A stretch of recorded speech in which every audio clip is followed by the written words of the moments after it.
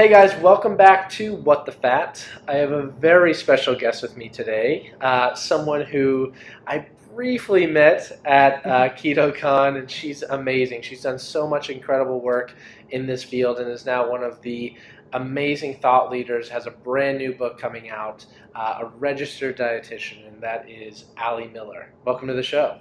Thank you. It's my pleasure to be here. Awesome. Well, I want you to kind of give everyone a little bit of background on yourself. I know you've made some changes in your lifestyle and your eating habits. So I think Yeah, it would be really interesting to tell people kind of where you started out and where you are now. sure. So in practice, I am an integrative functional medicine practitioner. And so I'm a registered dietitian, but my background was in naturopathic medicine, which is very unique to many RDs out there. And I actually went to the naturopathic school as a vegetarian. I was in the mindset that I was going to change the world and heal everyone by making them vegan. Yeah. It's a lot of bad science and I think fear mongering documentaries. And my husband at that time, boyfriend, was an organic farmer. So we were really into the sustainable food movement and what we had understood it to be. And so we became vegetable eaters, which was a big change because most vegetarians eat cheese pizza Yeah. and mac and cheese and just eliminate meat. So we became vegetable eaters first and started to learn about heirloom varieties, growing with the seasons. And that was a very, I think, powerful benefit to where I am today as a real food ketoer, and still kind of respecting and honoring the variances within plants and such. But I went to Bastyr, the naturopathic college, and in my coursework, I also was taking classes to, in a separate institute, be a raw vegan chef. I was taking herbal medicine making classes and then doing all of my organic chemistry and A&P and all of the medical stuff at Bastyr. And I ended up being diagnosed with an autoimmune disease in the process. I know I'm a type A individual. I'm someone that just goes, goes, goes. And I didn't just want to get good grades. I wanted to master the content. Like I wanted to recite the Krebs cycle, not just spit it back. I wanted to get it. and so I'm a big nerd. And I think I put so much and burned the candle on both ends that I found myself diagnosed with Hashimoto's. I had really elevated antibodies, just a high ANA in total. And my ferritin level was at a 2. Which is super, super, super low. Yeah. So I was losing handfuls of hair. I was dealing with panic attack. I had been hospitalized a couple of times with weird GI stuff, and nothing had come to sorts. And probably just this lack of parasympathetic balance in my body from that kind of over fight or flight mode. And so when I was at the naturopathic clinic, I was confronted with, here's a heme form of an iron supplement. And, here's XYZ things to take in a sublingual B12 lozenge in a methylated form, of course. And then here's vegetarian sources of these foods. And I kind of sat with it and said, if I'm going to do this food as medicine thing, I have to use the most bioavailable forms and I have to make peace with that. And so I transitioned within a week. I started adding raw egg yolks because I was raw vegan at that time. So like, whoa, other end of the spectrum. So I started adding egg yolks to my green smoothies, raw egg yolks to my green smoothies. Then I started eating eggs. I shucked raw oysters out at Gig Harbor, Washington, in the islands. And within a week, I ate a piece of my husband at the time boyfriend's steak, and it was like a religious experience. He always jokes. He's like, dude, yeah. He's like, he was cast iron, pan searing, and ghee. And he said he turned around, and I was just like, I mean it all. Yeah. And so from there, then I transitioned. Instead of pulling grains back into my diet, since they had been out as a raw vegan, I just went right into paleo right away. And this was about 2007. And then I started learning about keto in 2009. And when I got registered as a dietitian, I ran a medical weight loss program for a physician's practice group. And I was their director of integrative medicine. And they were doing a meta-fast, like just terrible, very low calorie. It was keto. It was 60 grams of carbs from these powdered packets of stuff. And I said, I'll run this program but we're going to use real food. And so the rest is kind of history. So I've been doing therapeutic keto diets for over 10 years. And that's my story. That's kind of my background. Amazing, amazing. And where did you first kind of learn about keto, like how to actually do it? Like, was there one resource or somewhere that you really learned about it?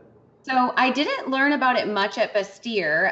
It was when I was a intern at Texas Children's Hospital. So I worked in their metabolic clinic. And so like GLUT1, enzyme deficiency, learning about carnitine synthase, showed a lot of unique inborn errors of metabolism, which was very cool for a biochem geek like me. And the keto diet being a huge tool for epilepsy and, new diagnosis. So the perspective very different in use of epilepsy of like the 4-to-1 macros and really, really, really high concentrates of fats and a lot of also processed products used in a hospital setting. And then I worked at another hospital in my rotations, and they were doing, I think they were just calling it medical weight loss. And they were using a very low carbohydrate diet. And they weren't using the term keto except for coping with ketosis side effects, and talking about keto flu and things like that. And then when I took my own first job in 2009 is when I started really delving into research myself and how can I make this a tool of my program, and then as the years went on, how this could be a tool beyond just medical weight loss and neurological health. What's this whole world look like? And then how does my body respond to it? Amazing, amazing. And so you graduated, and I'm sure I want to ask this question because I've talked to, there's very few RDs who come out and go, you know what, I'm in support of this lifestyle. Like, I actually support people along this path. There's one that works here at our facility. His name's Andreas, and I know he's a big fan of yours as well. But how did you get a lot of pushback from people when you started talking about keto and they were like, no, you need to eat this many carbs to live or else you're going to die? Like, how did that work out? Yeah, so there's like underground networks. So I was a member of the Academy, I think they're now called. I honestly am so dissociated from so much because I just feel like I make my own noise in my own space and it's the right kind of noise. And I don't want to run my head up against a wall for my career. And I also, my idea is to spread light in places of need versus, again, combat. But I know that I haven't been a member of like the American Dietetic Association or whatever they're called these days, because of a lot of the corporate funding and sponsorship with Coca-Cola and what have you. But there are underground networks. One is Real Food RDs, Ancestralized RDs. And they've all been really, that's where like Lily Nichols, who does a lot of work with gestational diabetes, and Diana Rogers, who does It's the Cow, Not the How, or It's the How, Not the Cow. And she's a sustainable farmer as well as dietitian. And so there's a lot of us in that world that are in the same mindset. And it's interesting because actually this November, I'm lecturing at the AADE, the American Association of Diabetes Educators, as their opening keynote. And yes, it's super exciting because it's like, I mean, I can only speak to, again, I like speaking to where people are like opening and listening. And I mean, it's all evidence-based, the CME, advanced conference, and there will be endocrinologists and dietitians and practitioners, and they're all going to listen because they have to, because I'm on the microphone. They're all going to listen to me talk and do my spiel on how keto heals, and keto is medicine and functional medicine. We're going to talk about microbiome and other elements as well. That's so amazing.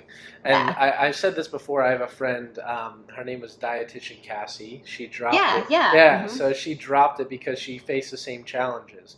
And so she was talking about like low carbohydrate diets, and some of these organizations were like pushing back against her. And she's like, screw it. I don't need it. I'll drop it. Which is sad in some aspect, but I completely and wholeheartedly support you guys and respect that, because rather than bump your head up against a wall, like you're like, listen, I'm not going to focus on the negativity. There's so many people I'm helping, like thousands and thousands of people that you work with every day. Like those are the people that need it the most. And if you're stuck behind that wall, you can't reach those people. And sometimes when the negative gets louder, I'm sure you heard it in your own world with the coconut oil is poison 2 weeks ago or whenever that was. It's like I just let those tides ride. But I always see that as, and the low carb diet kills.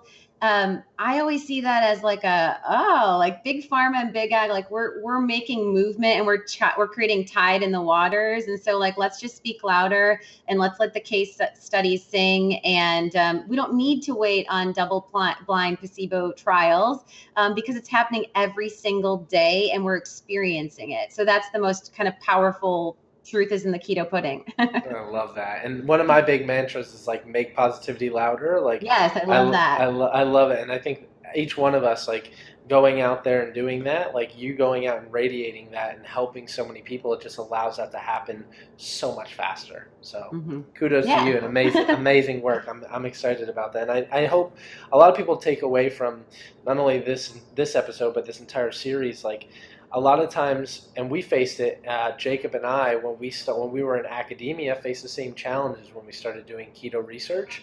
People were pushing back, and we said, cool, we can stay in academia and fight the 2% of people and who care about this in the academic world, or we can step out and create our own institute and help the masses. And so that's what we did. And I think so many people that I see that are successful and doing the right thing for the right reasons are doing that. And you're certainly one of those. Awesome. Yeah. What are some of the biggest deficiencies? You work with thousands of people all the time, and you come from the whole spectrum of, you, like you said, raw vegan or raw vegetarian to you've done carnivore, you've done paleo, you do keto. What typically, when you work with clients now, are some of the micronutrient deficiencies that you come across that they might come from and that you coach them with while they're doing like a whole foods ketogenic diet? From any entry point, just in general, common ones I see? In general. Yeah, okay, in general. Okay. So I do run micronutrient testing. I use a white blood cell proliferation panel, and basically that looks at more of an intracellular nutritional status. And I think it's important to discuss with viewers and listeners, why micronutrient deficiencies occur in the first place, because that's a part of the story. And so being a functional medicine practitioner, I really look at each individual as like the detective of their body. So I'm always trying to understand not just the what, but why did it occur in the first place? Many practitioners use the same panel I use, and they look at it just like any doctor or specialist as an isolated kind of feedback of, okay, I'll give you L-carnitine, I'll give you B12, without understanding the whys. So when I look at deficiency, I always look at, first off, increased demand. So an individual could have increased demand based on exercise performance. They could have increased demand because they're carrying a child, they're pregnant or they're breastfeeding. They could have increased demand because they're repairing from an injury or a surgery. They could have increased demand because of adrenal HPA axis distress. So maybe the demand is mentally emotional and they're burning through B vitamins, or the individual that's recovering might be burning through glutamine from muscle repair and gut integrity focus, or the mama might be burning through her coenzyme Q10 and folate and some strategic nutrients for fetal growth and development. So understanding, the drivers of increased demand is very important, so that we don't just give the what, we can kind of create the environmental or situational shifts as needed. And the other things that can happen is inability to absorb or use. So this is a big one too. So maybe it's not demand based, but maybe it's because we're eating something in an inactive form, like me in my vegetarian days. Maybe I'm eating, legumes for my iron, but they're not in a ferrous form. They're in ferric, they're non-heme, meaning that they're less bioavailable. I knew that I had to add vitamin C as an acid with my leafy greens to convert that ferric to ferrous, which is making it more available, but not to the level of what you'll find in red meat or salmon or something that's heme, animal bound. And so it could be inability to absorb or use based on a plant blocking enzyme. It can be based on the person's stomach acid. Maybe they're taking a drug interfering with absorption. So someone who's eating red meat but has a low hydrochloric acid status of their stomach, right? They're not going to be able to cleave and break down and absorb as much of the nutrients that they're consuming. And then the third reason kind of within that would be the biochemical uniqueness, which is our genetics. And that's going to play a role in both demand and utilization. So that's kind of then like the geeky world of methylation. And I mean, I could go off, but all of these play a puzzle of the why. And so when I look at an individual, if someone has, you know, insomnia, hair thinning, increased belly fat, and elevated hemoglobin A1C, that could all be upstream addressed with something as simple as biotin deficiency. And we might, by repleting their biotin, we may be able to also prevent the onset of depression and anxiety, which is also seen with biotin deficiency. And so that's the cool thing about upstream is we can see some of the symptoms and the disconnects, and we can beat the complete collapse of the system. And then understanding why, like, was that individual having egg whites and not the yolk? Because egg whites bind biotin in the body. So it's like, it's this whole detective piece of getting to the solution and then using therapeutic whole foods and nutrients. That's amazing, and I love it because it's in essence, like you said, it's being a detective, Yeah. and you're really taking the scientific approach, saying, I'm not just trying to give you something because you're low in it. I want to find out the reason why. I want to find out the root cause of the issue and then help address that. Yeah. Is it impaired sleep? Cool. How do we help you with your sleep? Things like that. So that's Yeah. amazing. Yeah. That's amazing. You talk a lot about, I've seen on your blog too, with differences, and a lot of it stems, I'm assuming, from hormonal differences between how men and women respond, particularly to like a ketogenic diet. Yeah. What are some of your thoughts on that, of like how you approach if you have a woman coming to you versus if you have a man coming to you? What are some of the differences that you approach? Yeah, and the entry point, I think, also important to note of their body composition, because women that present with 50 pounds or more of weight loss needed are going to present differently than the women that have 5 to 10 pounds of body fat to lose, or total body weight even, so less maybe of body fat to lose. And they're going to have different needs. And so the big thing I look at uniquely with women is the role of leptin, and we're starting to really tap into it more as far as, really honing in on insulin as this first hormone of what keto works with and corrects. And leptin tends to kind of follow suit in that same sense of, we start with resistance, we start to get enhanced functionality, and then leptin, more so than insulin, gets concerning when it drops too low. And with women, the variance is we have predominant leptin docking, all men and women, in our hypothalamus, so in the brain. And that's what helps us to create that satiety. And I feel that's what helps us to get that keto high. I say to people, when you are 2+ weeks into keto and you are walking in public and you want to pick up a stranger and give them a hug, like, that's when you know. It doesn't matter what your meter That's says. when you know. It doesn't matter what your, whatever, breath, ketones, urine, blood. When you want to hug a stranger for no damn reason, that's when you're keto.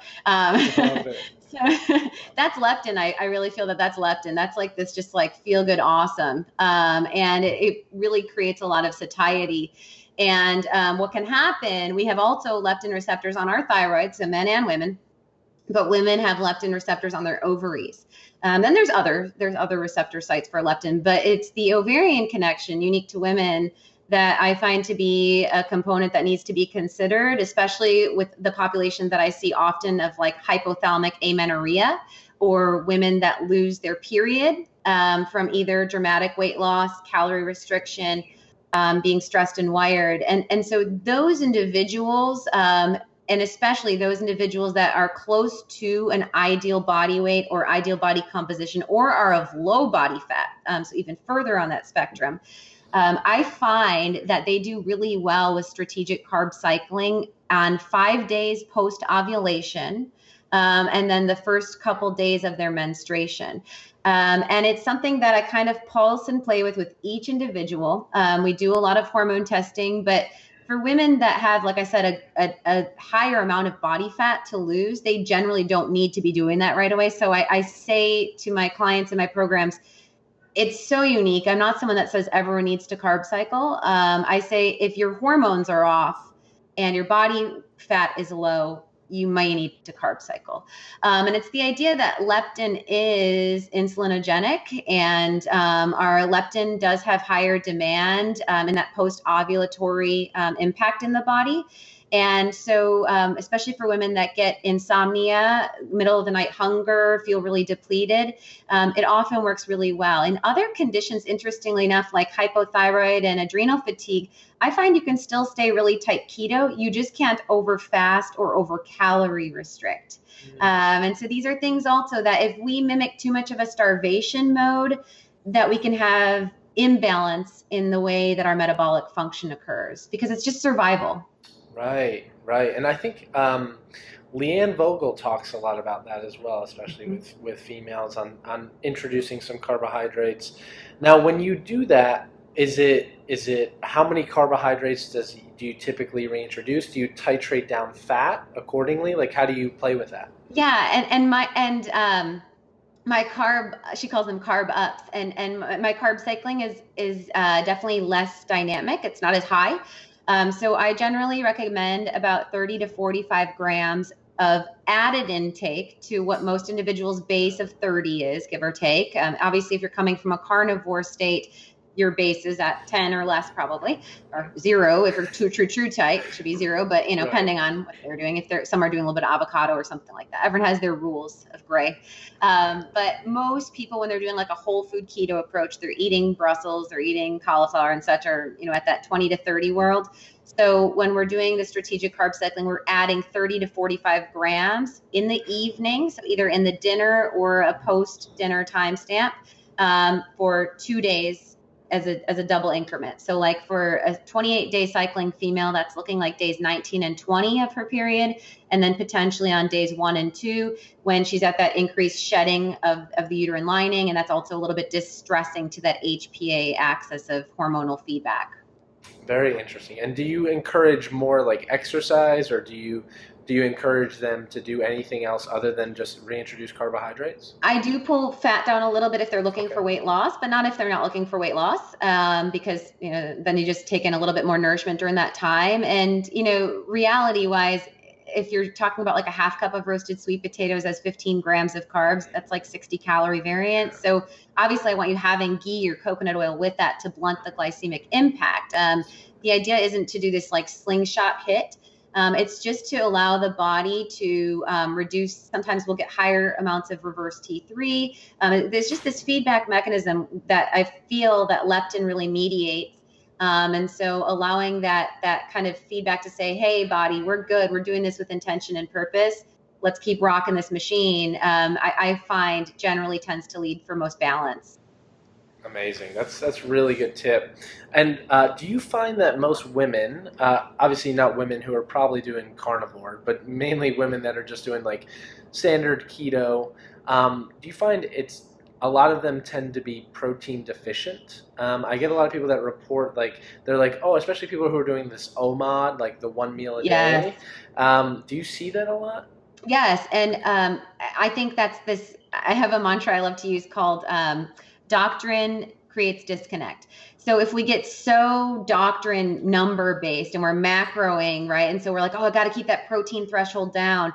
Hair loss, I often see protein malnourishment as the number one cause before thyroid. Before thyroid gets hit, you can correct it. So before burning your body out, protein malnourishment is the first place. And I'll have women come to me that same thing, and men actually, that are dealing with severe brain fog. And I'm like, well, dude, you're just not eating enough. Like, right. You gotta eat food. That's what's going on. Your body's starving. So you can produce ketones, remember, from starvation and from eating a high fat, very low carbohydrate diet. And that's also why we don't just chase ketones. We're looking at, what is the results? What is the metabolism? What is the feedback? And so I think that those are signals from the body of something being off. And then we need to think through about how we can nourish. And so maybe that means that your macros for that day were 65% fat. Like, okay, You'll be okay. And if you have body fat, like that's the point, man, you don't have to. And that's the other disconnect is people just guzzling down. I am someone that likes to do, a fat-fueled coffee in the morning, and it works for me with my clinic. I like to work in eat in kind of bookends when I'm not busy seeing clients. And so I like to just, use dense like F-bomb packs and stuff like that when I'm really cerebral, so that I don't distress my GI tract.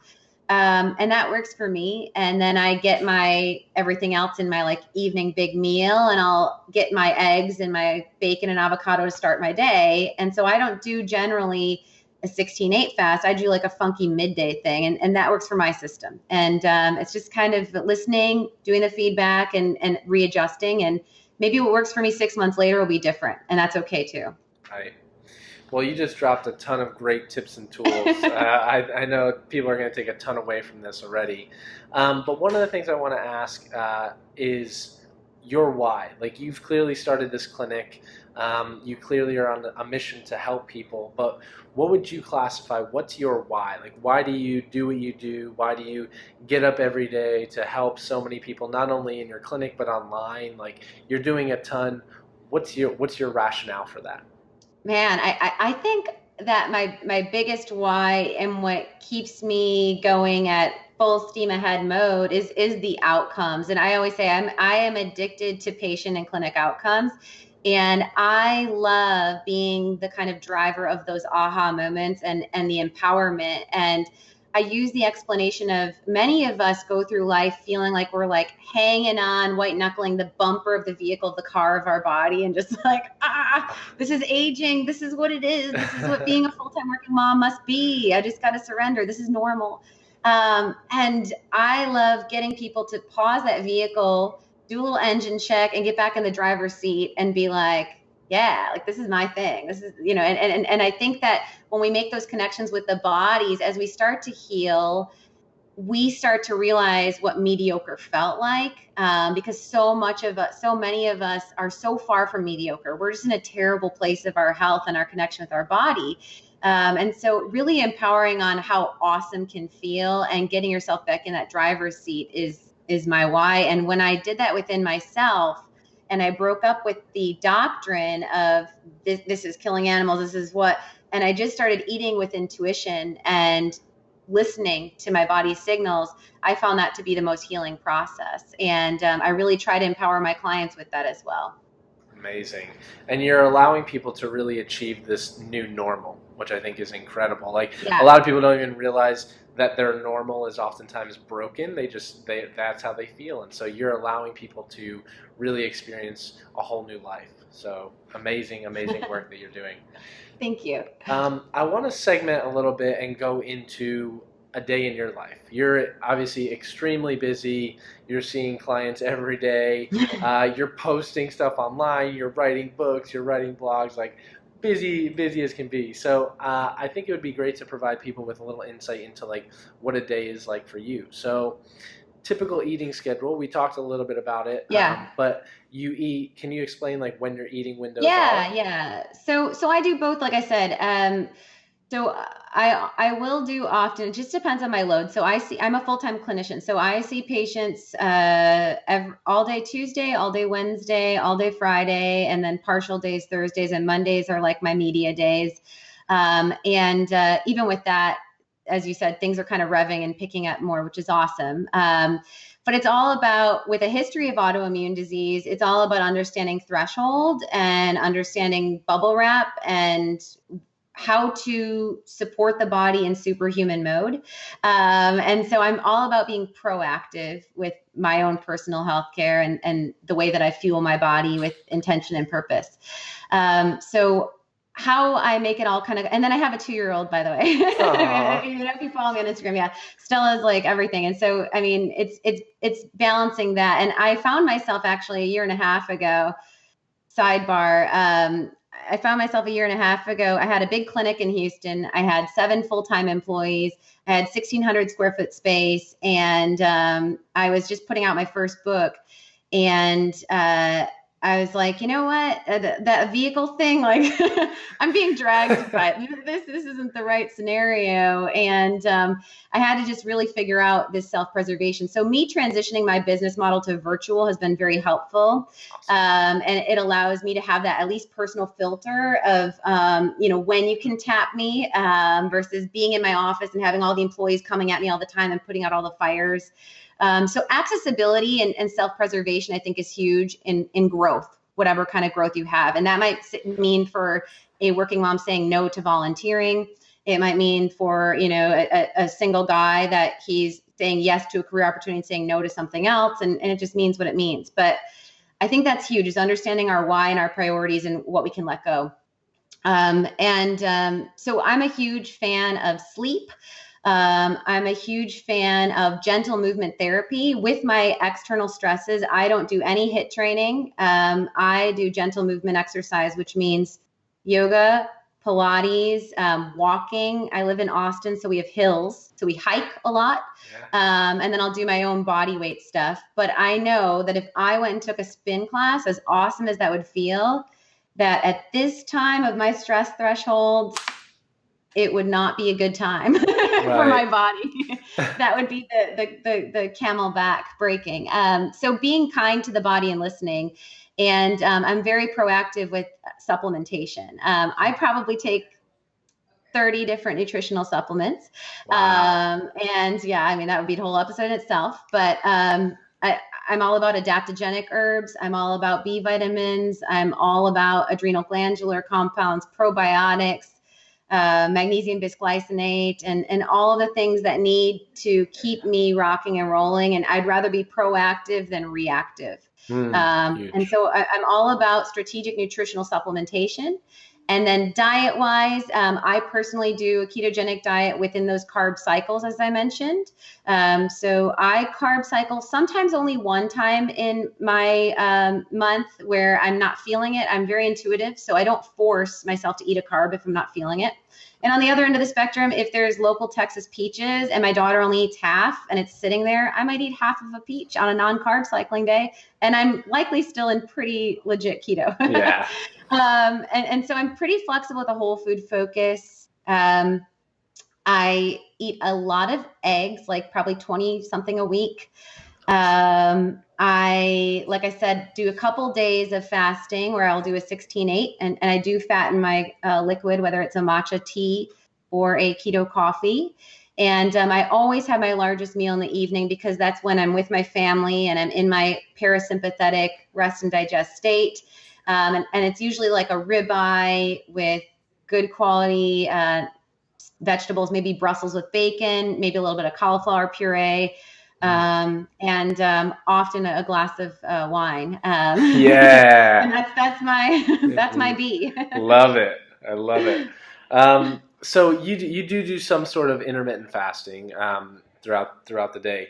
One of the questions I have, since you work with so many women, I see this not only with protein deficiency oftentimes, but sometimes I get concerned, like a lot of these women who are doing the OMAD or they're doing extended period fasting. They're doing fasting for like multiple days.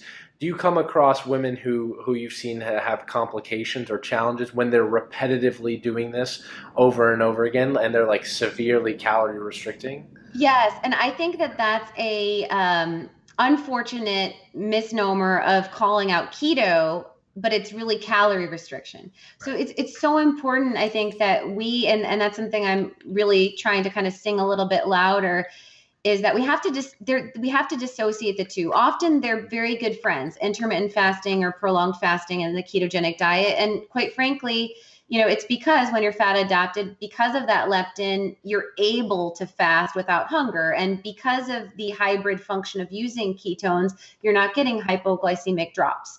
So it makes sense. But calorie restriction is different than carbohydrate restriction. And calorie restriction is what can be distressing to our thyroid and to our adrenals. And to some of the other metabolic feedback signals of the body. And so beyond, hair loss and fatigue, brain fog, but we can also see impact, like I had mentioned, reverse T3. We definitely see reverse T3 going up, which that's the exact break on our active free T3 thyroid hormone. And that can work against optimal metabolism. We can see on a sexual hormone level significant depletion of progesterone levels when we're calorie restricted for a period of time. And that's because the body's saying, well, I don't know when Allie's going to feed herself next. This body's clearly not fit to hold a child, and that's what we're doing intentionally. And so it's important to listen and know your starting point. And I think it's a different concept to do prolonged fast for people that have, again, higher fat reserves and are in a state of high inflammatory distress where they need that autophagy. They need that cellular reset. And it's just a different world than someone that read about it buzzworthy and wants to use it as a biohacking tool that's also under high mental stress and is over caffeinating and over exercising. That's kind of that triple perfect storm of something Yes. not gonna have a good time. Yes, well, I'm really glad you touched on that and brought it up because I think it's a very important piece, and I think a lot of people, I see it all the time. I get messages all the time from females that are like, "Is it okay if I'm fasting for like 96 hours?" And I'm like, I wouldn't recommend to do that all the time. Like, and so Right. like I'm working out every day. I'm like, oh gosh. But again, like you said, a lot of it depends on the goal, your starting point. Like, are you trying to go more autophagy and doing it like once a quarter, like once a year or something like that? Completely different than like, I'm going to do this every week because I'm just trying to get lean and try and lose some weight. And I'm already like at a pretty good starting point. Probably not the best idea. Like, unless you have, like you said, a bigger starting point, like a lot of body fat to lose. Right. And I mean, for people that the way I've really seen the carnivore approach differently in the last, because it's been so buzzworthy, I've had to look at it a little bit deeper. And carnivore diet and bone broth fasts to me kind of live in the same world as far as this concept of, for those that have maybe tried like an AIP autoimmune diet and have not seen necessarily good outcomes, those that have gastrointestinal distress, so maybe they have SIBO or they have some form of dysbiosis, and all of those prebiotic fermentable fibers, or that may interfere negatively with their bacteria set point, or it may be that their gut is in such an inflamed level of distress that they can't deal with any of those lectins, any of those anti-nutrients in the fibers of the plants, the celluloses and hemicelluloses, that those cause more distress.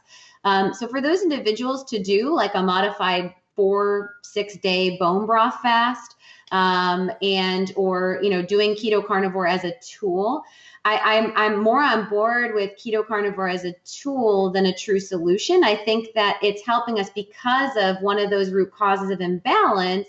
And we have to then look at the why again. So maybe that individual needs to take some berberine, to use some oil of oregano and do a gut cleanse, and then strategically try to reintroduce those fibers.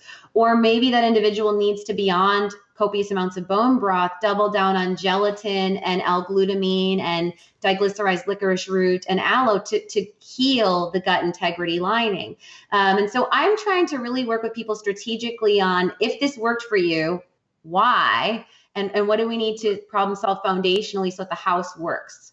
Spot on. And that's literally how I've gotten asked that question so many times on different podcasts and Yeah. just in presentations, because it is very popular right now. And I know, and there are people that are doing it. Like Danny's one of the people that is very huge advocate of it. But he's about to do an experiment that I'm going to help him with, testing out different applications. But I look at it as a tool as well. Like my thought is, like, if you aren't responding well to all vegetables, it's not the vegetables to blame. Like, clearly there's some type of dysbiosis going on. Let's address the root cause. So rather Yes. than just say, oh, let me just completely eliminate this for the rest of my life, it's like, for most people, that's not going to be really sustainable long term to Right. never have a vegetable again in your life.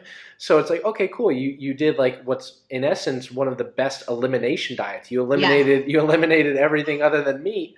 Now let's slowly start introducing back like avocados and introducing back some of these things and see what some of those triggers are, and then maybe go through a protocol where you do have the right type of probiotic or the right type of berberine, which can help with gut microbiota. Like those things, I couldn't agree more with your approach, and I think that's one of the biggest things that hopefully people take away is it's a tool. Right? It's a tool just like anything else. And at the end of the day, it's how do we get back to something that's whole food, sustainable, long term? Yes. And anytime we're doing a shortcut approach, same thing of anything can be defined with a term, and then there's the what and the qualitative behind it. And so to do keto carnivore with fast food burger patties versus having a snout to tail intake, like one of my daughter's favorite foods is chicharrones, which we call them down south, but pork rinds, right? Yeah, love and we love Epic pork rinds. It's a great brand. They do pasture raised pork. And I was so pumped when they came out with their Himalayan salt, because it's not, a lot of the other flavors, I don't like super flavors. And I also don't like, I like black pepper for your enzymes, but for a 2-year-old, that's a little bitey. Yeah. So, we're all about, it's so funny how there's some people that do keto carnivore, but don't eat bone broth and don't eat skin and don't get that proline and glycine. And it's like, that's going to throw your amino acids way off, man. And so it's always about kind of honoring the whole, the entity. And I think within any spectrum, there can be always a level of good, better, best. 100%. That's why I'm excited to talk a little bit more and a little bit about your book, because you're touching on some of these amazing topics that I think are very important for people to keep in mind. And it's a blessing and a curse at the same time, this keto movement, because you have people that are now becoming extremely aware of it, but then you have people that are taking it to the extremes. And then you have like the carnivores over here, like berating the vegans, and the vegans like wanting to kill the carnivores. And you're like, God, there's place for all of us, right? It's just like, it's a fun, let's get back to what we're trying to achieve, which is an overall better metabolic state. Right. So, yeah, I totally agree. I can't agree more. It's great. So with that, with all the stuff going on, what are some things in the keto space that excite you? I'm sure you've been around it for over a decade. Like, what are some of the things that you've seen that are now emerging that kind of excite you? So I think the real food movement, it's so funny because before I actually heard, the first year I did KetoCon, I actually, because I'm kind of, like I said, in my own little mole hole of like just doing my clinic, I actually didn't know who Leanne Vogel was. And so I didn't know that carb cycling was a thing. I used to call it phase 1, phase 2 protocols in my clinic. And so I would just say, oh, you need a phase 2, which just meant like a shift of a low glycemic reset.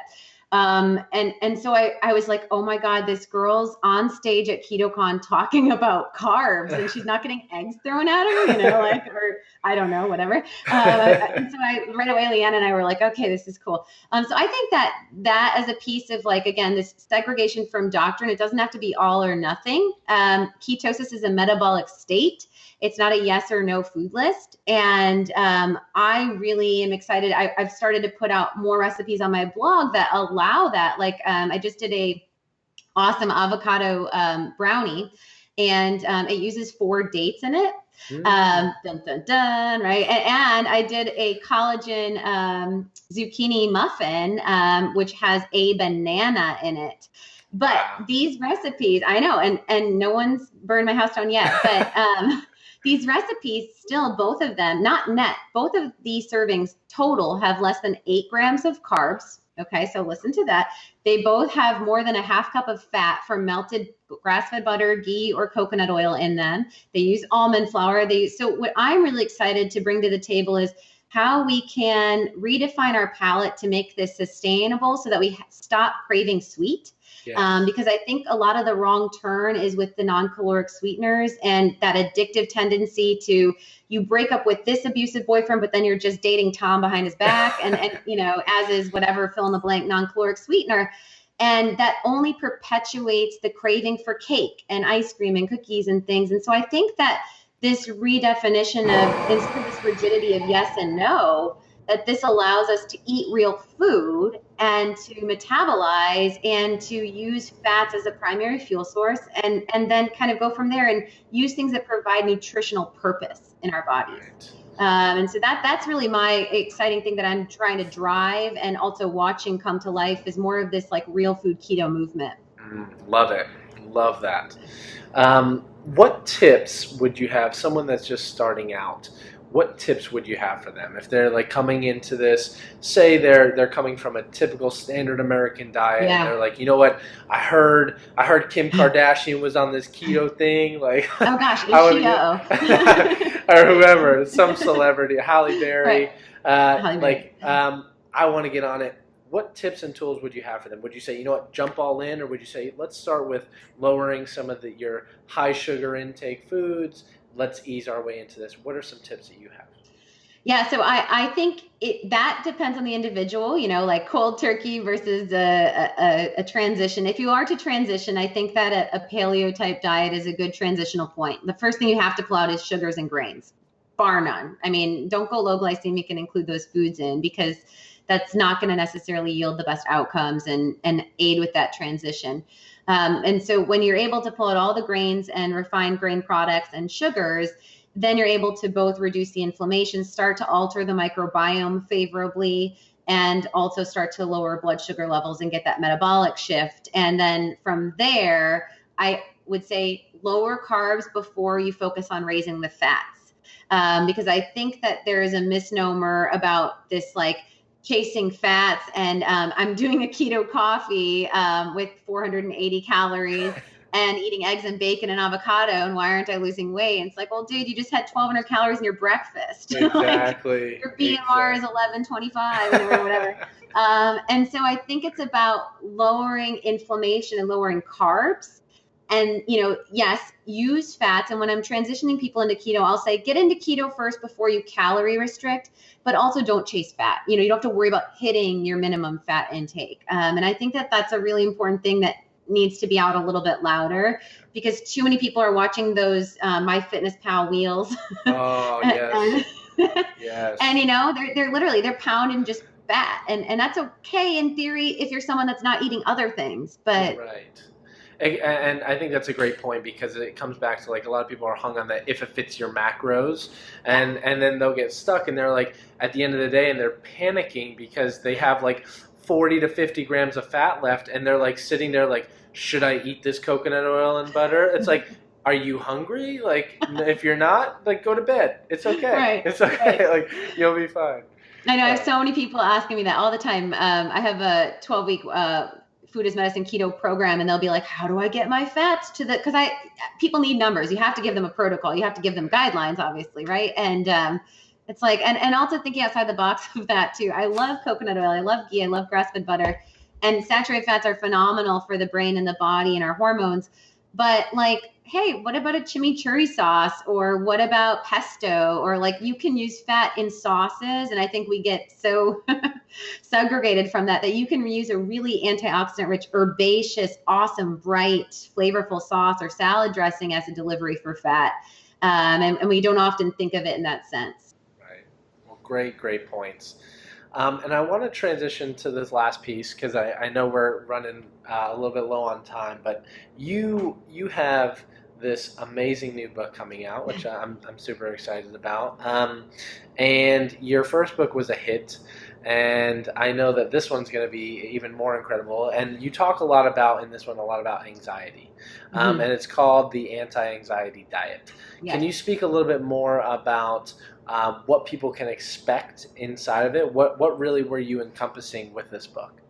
So, as I said, when I work as a functional medicine practitioner, I'm always being the detective of the body. So why is someone dealing with leaky gut? Why is someone, or better yet, if they don't even know that term, intolerance to foods or chronic inflammation, a new autoimmune disease diagnosis? Why is someone dealing with chronic fatigue? Why? And I've really found that I can do my varied tools of my trade of these certain protocols and addressing X, Y, and Z. But if the individual's HPA axis, which stands for hypothalamus, pituitary, adrenal, and this is our sympathetic nervous system. So if our fight or flight mode is in constant override or distress mode, that creates this trickle effect of whack-a-mole of imbalance within the body. And I have found that that's really where we need to start. And so whether we identify with the term anxiety, or we're just someone that wears many hats or is under a superhuman, as I mentioned, stress level, we need to understand how we can empower our body from the root so that we can optimize the function of the body and prevent the havoc that can come in the unraveling from that chronic sympathetic fight or flight distress mode.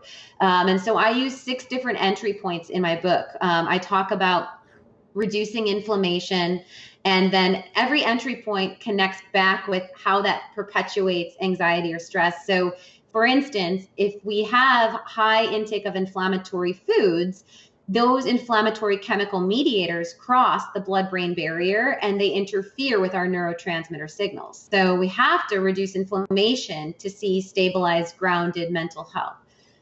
We have to work with our resetting of our microbiome, because our gut bacteria manufactures our serotonin and our GABA and also our dopamine. So a lot of these feel-good neurochemicals that play a role on maybe food cravings or the sustainability of sticking to a program, or just our health on a mental level of emotions and cognitive function.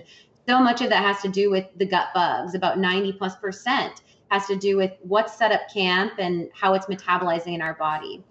And then I talk about repairing gut lining and gut integrity, and the connections that we've seen in research studies. For instance, just social anxiety. They've done studies on public speaking and social anxiety, and there's been impact on things like lipopolysaccharide. This is a compound, LPS.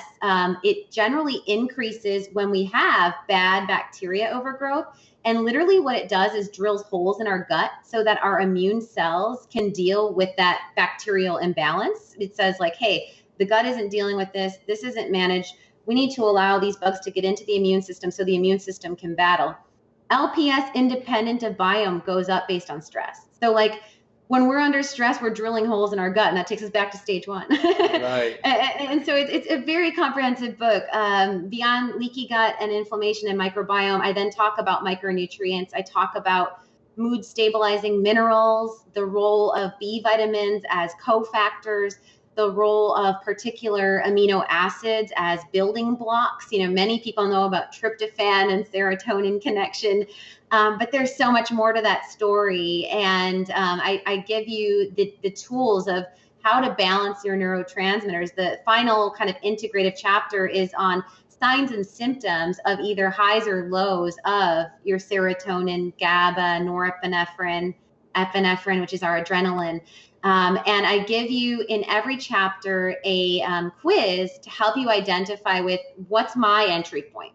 Because, you know, Ryan might enter at, you know, rebounding micronutrients. Susie might enter at, you know, repairing the gut lining because she has dermatological issues. And Joe might enter at rebounding the adrenals because he had to evacuate from the last hurricane. And you know, so we're all going to have different levels that sing louder of entry points to hone in on and manage and reset this system. And I hope the anti-anxiety diet provides us with both the scientific evidence of why this matters, but then the what as far as supplement solutions and food as medicine support. Well, I'm excited to dig into it because I think my mom actually she has Crohn's. She has Crohn's Okay. disease, and so I've worked with her. I actually moved her down to Tampa to work with her. We did a whole bunch of different supplementation protocols, lowered her carbohydrate intake. She hasn't Yes. gone. She's one of those people that can't go. Like you said, she can't have very high amounts of fat. She just doesn't tolerate them very well. But she does. She eats like a modified Atkins, I would say, sort of diet. She supplements, but I'm excited to dig into this even further with her to kind of go through some of these protocols, because I think I've talked about this a lot on the podcast. I talk about it all the time when I give presentations, but people often underestimate the importance or the connection between the gut and the brain.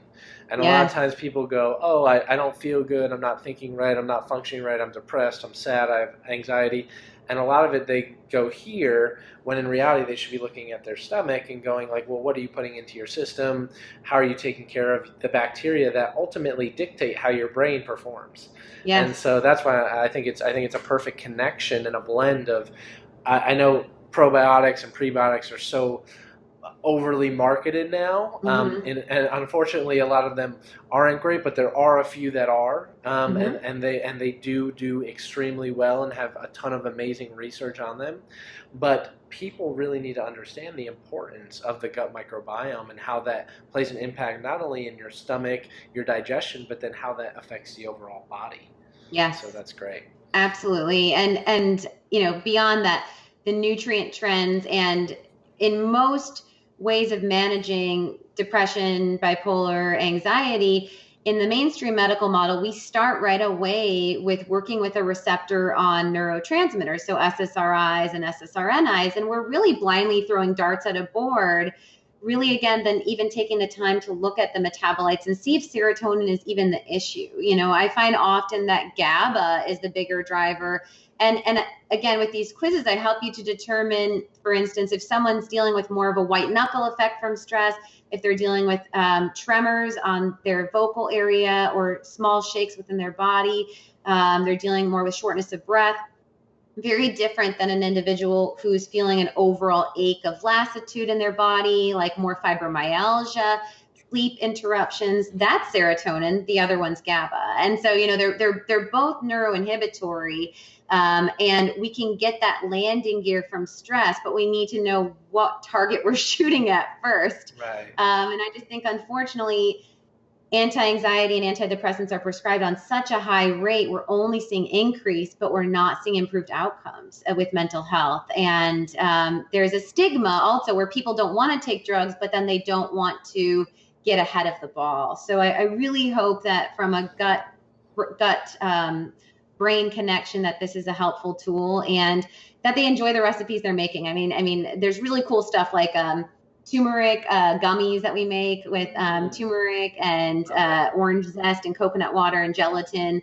And so that's in your, restoring gut lining chapter, but yet also the highest source of vitamin C is in your adrenal glands. So you can get this synergy when you use food as medicine. And I think that focusing on abundance is just as equally as important as restriction. And so many people in the diet world get so married to what they're not having that they lose the focus on what they can have to heal their bodies. Right.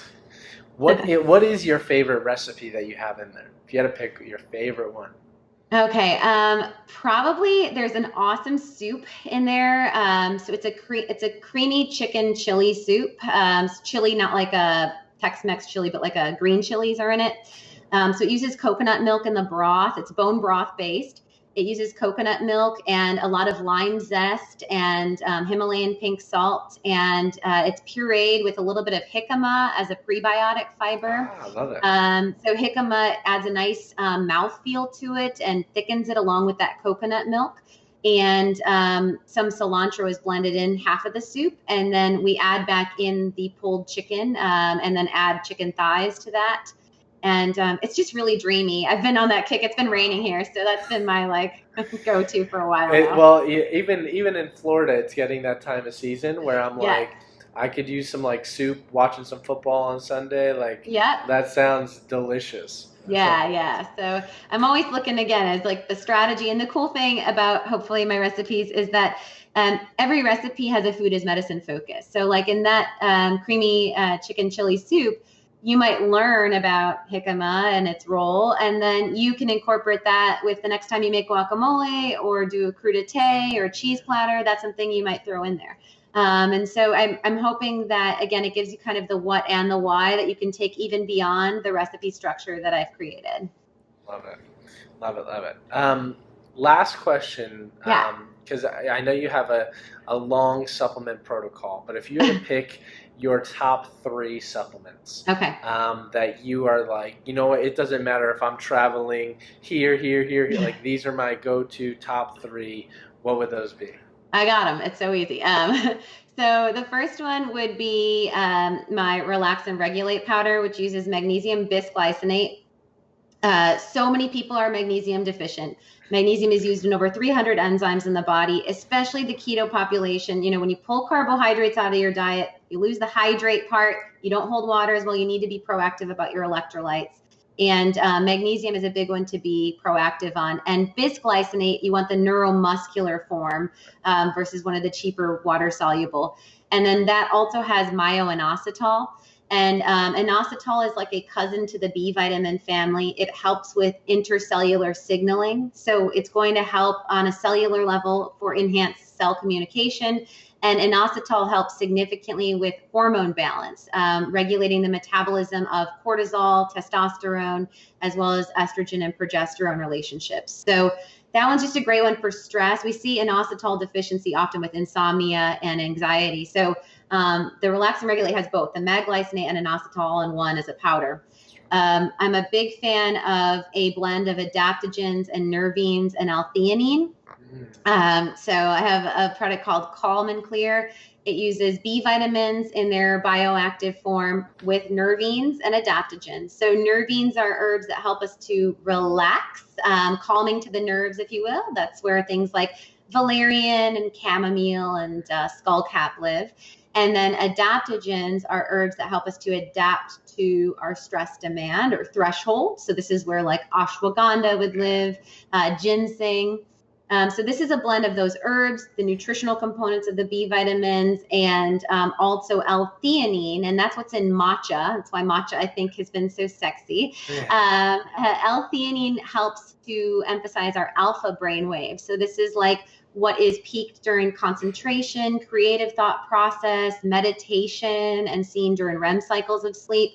So Calm and Clear helps us to maintain kind of a calm mindset. It helps us to be resilient to stress and be less hyper-reactive to stress while helping with energy. So I take 6 a day. It's just like a no-negotiable. Yeah. And then probably the third one I would say is a digestive enzyme, because I really feel strongly that you can eat. And the cool thing with digestive enzymes and good quality formulas that have lipase and hydrochloric acid and ox bile are things that you want to look for. A really good quality will also have DPP4 to break down the gluteomorphin and caseomorphin in case you get, especially with travel, contamination of gluten or dairy, or intentional dairy. That happens. I eat dairy sometimes. So, that's a really good thing that helps the food you eat to be more bioavailable on a nutritional level. So you're absorbing the nutrients. It also creates less digestive distress to the gut integrity and less inflammatory impact from some of those more inflammatory proteins if they sneak in, or again, if they were consumed with intention. And the digestate enzyme really helps people that are converting to a high fat diet who need that gallbladder support and that bile flow and the lipase to help to absorb those lipids. I find that to be a really essential tool of someone transitioning into keto as well. Really strong lineup. I agree. Those all sound great. Well, first off, I don't want to take up too much more of your time. I really appreciate you having you on, and I think there are so many things that people can take away from this week, just because you're a wealth of knowledge, and we can sit here talking for hours on all these different topics because it's just so interesting. You have not only the scientific background of looking into the stuff of what's in the literature, but then the practical piece of working with people daily and being able to figure out, all right, this is what the science says, now let me put this into practice, tweak it, and let me make sure it fits right for you. And I think that's such an important piece that so many people in this world need is, like we come from the science side where it's hardcore science, and then you have some people that come from just pure practical and don't care about the science, but you're a blend of both. And I think that's a huge credit to you, and I think what you're doing in this world is amazing by helping people not only on the food as medicine side, but like we talked about earlier, making positivity louder is just incredible. So thank you for coming on. Love it. It's my pleasure, and I'm so happy to have gotten a moment to have a conversation with you. We'll have to do it again when we see each other in 3D. Definitely. And before you go, where can people find you on Instagram, Facebook, website, and then your book as well, your new book? Yeah. So it's at Ali Miller RD. So ALIMILLERRD. And that's Instagram and Facebook, and then the website is alimillerrd.com. So all kind of pretty close, same handle. And then on my website is where you'll find my Naturally Nourished supplement line and my books and programs. So that's where I have like a 6-week Candida cleanse, a 10-day detox, my virtual programs, and the new book, the AntiAnxiety Diet, as well as my first book, which was a cookbook, Naturally Nourished. Amazing. So for those of you who are listening, we're going to do a giveaway with one of our books. I'm super excited about it. So we'll put in all the details when this gets launched for you guys to potentially win a copy of the Anti-Anxiety Diet. So thank you so much, Ali. I really, really appreciate it, and we will talk to you soon. Sounds good. Thanks.